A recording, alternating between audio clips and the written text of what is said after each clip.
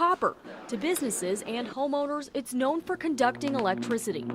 But on the streets of Abilene, it means quick cash to criminals. We have been hit more times in the last 3 weeks than we have in 4 years. Chris Andrews is the chief engineer for Town Square Media, which powers 6 Abilene radio stations. And copper thieves have hit this site 4 times in the last 3 weeks alone.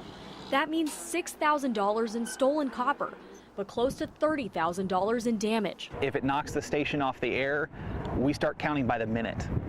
Every minute that we're off the air, it costs money. It's lost advertising, lost programming. It would just be priceless. AT&T also had its towers hit this year. A company spokesman says these aren't just attacks against their network, they're attacks on the businesses and people who live in this community and could be unable to seek help or assistance during emergencies. It's very frustrating, it's very infuriating to come out here and realize that someone has taken something that doesn't belong to them. And it's not just the fact that they took something that didn't belong to them, they took something that doesn't just affect me, it affects potentially thousands of listeners. 41-year-old Curtis New was charged with state jail felony theft on Tuesday in connection to the Town Square site. But it's not just radio and cell towers that are victims of copper theft.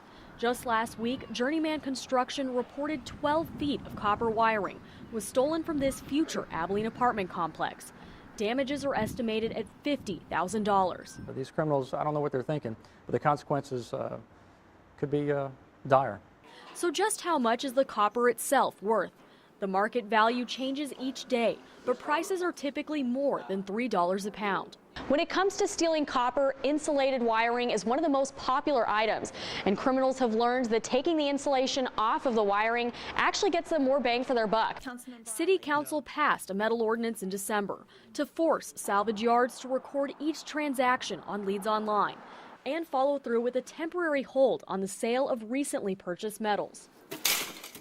That gives police more time to investigate thefts. We as an industry, if we don't start policing ourselves, the ordinances that we have placed upon us to curtail copper theft is only going to get worse. Wayne Lanham, owner of the Texas Metals and Recycling Company, says he welcomed the ordinance. If you've been doing this any length of time at all, you can tell when a customer is supposed to have the material that they are bringing or not. And if they don't, we ask them, where'd you get this at? Are you supposed to have this?